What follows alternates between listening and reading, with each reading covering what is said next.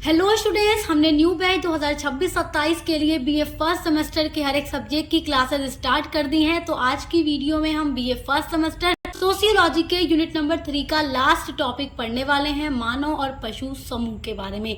इसके पहले के सारे टॉपिक को हम डिस्कस कर चुके हैं। तो आज की वीडियो जो है यूनिट नंबर 3 की पार्ट 5 है। तो पार्ट 5 में जाकर के आपकी यूनिट नंबर 3 कंप्लीट होगी। तो इसके पहले की वीडियोस अगर आपने नहीं देखी है तो जरूर देखिएगा। देखिए, आप जानते ही हैं कि आपके सोशियोलॉजी का जो यूनिट नंबर 3 है वो है समाजशास्त्र की बुनियादी अवधारणाएं। इन सब चीजों के बारे में तो मैं आपको बहुत पहले बता चुकी हूँ, जब मैंने पार्ट 1 की वीडियो अपलोड की थी तब। तो इससे तो आप अच्छे से परिचित हो ही चुके हैं। मेजर सब्जेक्ट में पढ़ते हैं या माइनर सब्जेक्ट में पढ़ते हैं, टॉपिक आपका यही होगा, ये पहले मैं आपको बता चुकी हूँ। और जो भी क्वेश्चंस आएंगे सब इन्हीं के अंदर से आएंगे, कुछ भी आपका आउट ऑफ सिलेबस नहीं आएगा। तो हम पूरा सिलेबस कंप्लीट कराते हैं हर एक सब्जेक्ट का, और पूरे एग्जाम की तैयारी भी कराते हैं, चाहे मेजर पेपर हो, माइनर पेपर हो, को करिकुलर पेपर हो, सब कुछ आपको सक्सेस मास्टर पॉइंट पर मिलेगा। तो विजिट जरूर कीजिएगा। पसंद आए तो सब्सक्राइब करना मत भूलिएगा, क्योंकि ये बीए के लिए बेस्ट चैनल है। चलिए देखते हैं मानव और पशु समूह के बारे में। बाकी टॉपिक्स के लिए आप चैनल पर विजिट करके देख लीजिएगा। तो सबसे पहले हम देखेंगे मानव तथा पशु समाज। देखिए, इसके पहले जो चीजें आपको दिख रही हैं उस पर ध्यान मत दीजिएगा, ये हमने पार्ट 4 में पढ़ लिया है। सामाजिक समूह के बारे में ऊपर नोट्स आपका दिख रहा है, तो वीडियो जरूर देखिएगा। चलिए, आपका आज का टॉपिक है मानव तथा पशु समाज क्या है। देखिए, हम मनुष्य हैं तो हम मानव के समाज में रहते हैं। जो हमारे आसपास जानवर हमें देखने को मिलते हैं, जो पशु हैं, उनका भी कुछ समाज है। जंगलों में पशु रहते हैं। तो मनुष्यों का समाज कैसा है, पशुओं का समाज कैसा है, उनके बारे में आज की वीडियो में आपको जानना है। और ये एग्जाम के पॉइंट ऑफ व्यू से बहुत ही इम्पोर्टेंट टॉपिक है। एग्जाम में अक्सर मानव तथा पशु समाज के बीच अंतर पूछ लेता है। तो आज की वीडियो में हम पूरा अंतर भी देखेंगे।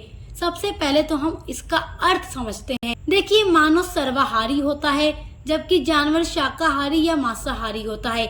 हम मनुष्य जो होते हैं मांस भी खाते हैं, सब्जियां भी खाते हैं, लेकिन मनुष्यों में भी कुछ लोग शाकाहारी होते हैं जो मांस बिल्कुल नहीं खाते, और कुछ लोग केवल मांस ही कुछ लोग को चाहिए, सब्जियां नहीं चाहिए, और कुछ लोग मांस, मछली हो या सब्जी हो सब कुछ खा लेते हैं। तो उसी तरीके से जो जानवर हैं, कुछ जानवर शाकाहारी होते हैं, कुछ मांसाहारी होते हैं। अब जैसे आप जंगल के राजा शेर को देख लीजिए, उसको केवल क्या चाहिए, मांस चाहिए। मानव बातचीत और कम्युनिकेट अच्छे से कर सकता है। बातचीत यानी आपको अगर किसी भी व्यक्ति से बात करना आप कर लेते हैं ना, आपके पास लैंग्वेज है, जुबान है, जिसका आप प्रयोग करके आप हर बात बोल सकते हैं, दूसरों को समझा सकते हैं, बता सकते हैं आप कैसा फील कर रहे हैं, क्या सोच रहे हैं, हर एक चीज शेयर कर सकते हैं किसी भी इंसान के साथ। कम्युनिकेट करने का मतलब वही है, बातचीत करना, संचार करना। जबकि जानवर इसमें असमर्थ होता है। जानवर बोल नहीं सकता हम मनुष्यों की तरह। हर जानवर की एक अलग आवाज होती है और केवल वो वही आवाज निकाल सकता है, जबकि हमारी तरह हर एक बात बोल नहीं सकता। तो इसके बारे में आप जानते हैं। तो यहाँ पर वही चीजें आपको समझनी है कि मनुष्यों का समाज कैसा है, मनुष्य कैसे रहता है, पशुओं का समाज कैसा है, पशु कैसे रहते हैं। तो हम बातचीत कर सकते हैं, हमारे पास लैंग्वेज है, जबकि जानवरों के पास ऐसा नहीं है, तो वो इन चीजों में असमर्थ है। देखिए, मानव जो है अपने 2 पैरों पर चलता है। हर मनुष्य, चाहे महिला हो या पुरुष, बच्चा हो या बूढ़ा, वो 2 पैरों पर ही चलता है। मनुष्यों का 2 पैर है, वो उसी पर चलता है। जबकि आप अधिकांश जानवर को देखेंगे वो 4 पैरों का ही प्रयोग चलने के लिए करते हैं। तो कहीं न कहीं ये भी चीजें डिफर है मनुष्यों की और जानवर की। जानवर 4 पैरों पर चलते हैं, मनुष्य 2 पैरों पर चलते हैं। पशु समाज में मानवीय समाज जैसी सभ्यता और संस्कृति की भी विशेषता नहीं होती। आप मनुष्यों के किसी भी समाज में चले जाएं, किसी भी देश में चले जाएं, कहीं पर भी चले जाएं, आपको वहाँ की संस्कृति और सभ्यता देखने को मिलेगी। बट पशुओं के समाज में ऐसा कुछ भी नहीं होता। हम मनुष्यों के समाज जैसी संस्कृति या सभ्यता हमें पशुओं के समाज में देखने को नहीं मिलती। तो आइए जानते हैं मानव और पशु के समाज में क्या अंतर है। अगर आप इन अंतर को समझ जाएंगे तो समझिए कि आपने इस टॉपिक को बहुत अच्छे से समझ लिया। और फिर एग्जाम में जब क्वेश्चन आएगा तो यही पूछेगा कि इनके बीच अंतर बताइए। तो देखिए, 2 प्रकार के अंतर बन जाते हैं मानव और पशुओं के समाज में। पहला अंतर बनता है प्राणी शास्त्रीय अंतर, और दूसरा अंतर बनता है सामाजिक सांस्कृतिक अंतर।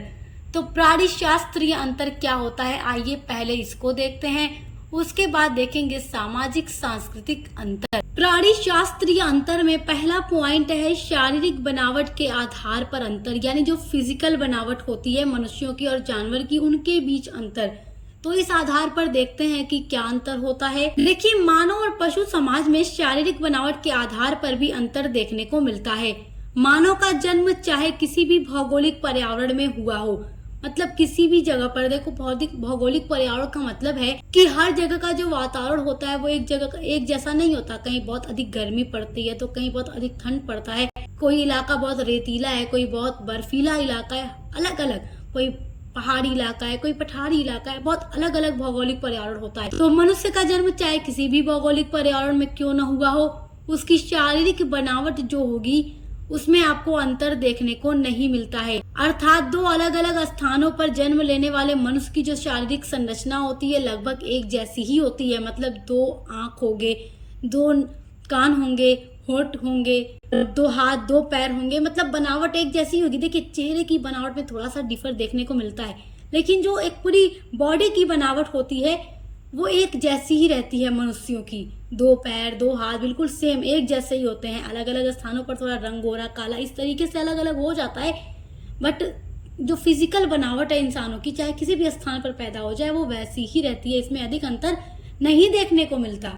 जबकि देखिए, पशुओं के समाज में हमें ये बात देखने को नहीं मिलती। इसके लिए हम एक उदाहरण लेकर समझ सकते हैं कि यदि एक शहरी भैंस की तुलना एक जंगली भैंस से की जाए तो दोनों में काफी अंतर दिखाई देता है। जंगली भैंस देखने में दूसरी तरीके की लगेगी थोड़ा बहुत, और शहरी भैंस दूसरी तरीके की लगेगी। जबकि मनुष्य कहीं भी पैदा हो वो एक जैसा ही रहता है, मतलब फिजिकल बनावट लगभग एक जैसी, पूरी एक जैसी होती है। अब देखो, प्राणी शास्त्रीय अंतर में दूसरा अंतर का आधार है सीधे खड़े होने की क्षमता का अंतर। देखो, मानव और पशु समाज में एक और अंतर देखने को हमें मिलता है, और यह अंतर वह है कि मानव स्वतंत्र रूप से सीधा खड़ा होकर काम कर सकता है। 2 पैरों पर वो चल फिर सकता है, काम कर सकता है। इसके विपरीत हम देखें, इसके अपोजिट हम देखें तो पशुओं का, जानवरों का जो समाज है, इसमें ऐसी क्षमता हमें देखने को नहीं मिलती। उन्हें कार्य करते समय अपने हाथों और पैरों दोनों का प्रयोग करना पड़ता है। मतलब जो 4 उनके पैर होते हैं उसी से वो चलते फिरते हैं, और सब कुछ जो भी उन्हें करना होता है अपने हिसाब से वो करते हैं। जबकि मनुष्यों का 2 पैर है और मनुष्य स्वतंत्र रूप से चल फिरकर अपना काम सीधे खड़े होकर कर सकता है। प्राणी शास्त्रीय अंतर में तीसरा अंतर का आधार है बोलने की क्षमता का अंतर। देखिए, मानव और पशुओं को हम बोलने की क्षमता के आधार पर भी एक दूसरे से अलग कर सकते हैं। मानव के पास बोलने की क्षमता होती है, अपनी भाषा होती है, लैंग्वेज होती है, जिससे वो बोलकर अपनी बात दूसरों को समझाने में सक्षम होता है। अपनी हर एक बात वो दूसरों के साथ शेयर कर सकता है। जबकि जो जानवर है उसके पास ऐसी कोई भी लैंग्वेज या भाषा नहीं है जिससे वो हम मनुष्यों की तरफ बोल सके हर एक बात, बल्कि उसकी एक ही मतलब जुबान होती है। मतलब जो भी जानवर जो आवाज निकालता हो तो वो उसी आवाज को करेंगे। मतलब जो भी उनकी आवाज होती है ना अलग अलग जानवरों की, उसी तरीके से वो बोलेंगे। वो हमारे जैसे हर एक बात नहीं बोल। तो देखिए, जो भी बात अभी मैंने आपको बताई है कि पशु भी अपनी बात दूसरों को समझाने के लिए कुछ विशेष आवाजें सीख लेते हैं। जो उनकी आवाज होती है उसी को वो बार बार बोलते चले जाएंगे, चिल्लाते चले जाएंगे, जिससे मनुष्य समझ जाता है कि इसे किसी चीज की जरूरत है। जो भी लोग पशु को पालते होंगे, पालतू जो पशु होंगे, तो आप समझ जाते होंगे ना कि आवाज सुनकर कि हाँ, इसे किसी चीज की जरूरत है, चाहे इसे भूख लगी हो या जो भी। तथापि उनमें मानव के समान बोलने की या अपनी बात समझाने की क्षमता नहीं होती है। अब देखते हैं दूसरा अंतर है सामाजिक सांस्कृतिक अंतर। तो अभी तक हमने प्राणी शास्त्रीय अंतर देखा, अब सामाजिक सांस्कृतिक अंतर देखते हैं। तो देखिए, सामाजिक सांस्कृतिक अंतर में पहला पॉइंट है संस्कृति की संपूर्णता। संपूर्णता संस्कृति की प्रमुख विशेषता होती है। मानव समाज में प्रायः एक से अधिक मनुष्यों के व्यवहारों का महत्व होता है एवं उसके स्रोत में संस्कृति की धारा बहती है। परंतु पशु के समाज में संस्कृति का अभाव है।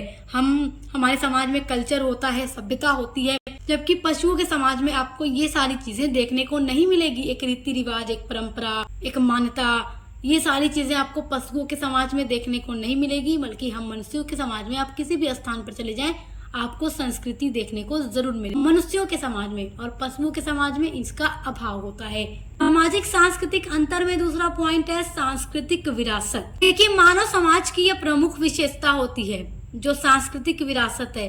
सांस्कृतिक विरासत के द्वारा हर युग के योग्य व्यक्ति अपने अनुभवों के द्वारा संस्कृति को बढ़ावा देते हैं, परंतु पशुओं के समाज में सांस्कृतिक अथवा अन्य किसी प्रकार की विरासत का प्रश्न ही नहीं उठ सकता। प्रत्येक अपने परिस्थिति के अनुसार स्वयं व्यवहार करते रहते हैं, जितने भी पशु होते हैं। जबकि आप देखेंगे हम मनुष्यों के समाज में क्या होता है कि जो भी पूर्वज होते हैं, जो भी रीति रिवाज मान्यताओं को परंपराओं को फॉलो करते हैं और फिर अपने आने वाली पीढ़ियों के लिए भी वो एक सांस्कृतिक विरासत होती है, उस हिसाब से उनकी आने वाली पीढ़ियां भी व्यवहार करती हैं, जीवन गुजारती हैं। जबकि पशुओं के समाज में तो इसका कोई प्रश्न ही नहीं उठता। आई होप कि आप मानव तथा पशु समाज में क्या अंतर है उसको बहुत अच्छे से समझ गए होंगे। तो आपका जो यूनिट नंबर 3 है वो 5 पार्ट्स में कंप्लीट हो चुका है। अगर आपने पहले की वीडियोस नहीं देखी है तो चैनल पर विजिट करके प्लेलिस्ट को चेक जरूर कीजिएगा। अब मिलते हैं आपके यूनिट नंबर 4 के साथ, जो आपका है सामाजिक संस्थाएं, जिसमें आपको परिवार, रिश्तेदार, विवाह, शिक्षा और धर्म के बारे में पढ़ना है। तो अब मिलते हैं अगली वीडियो के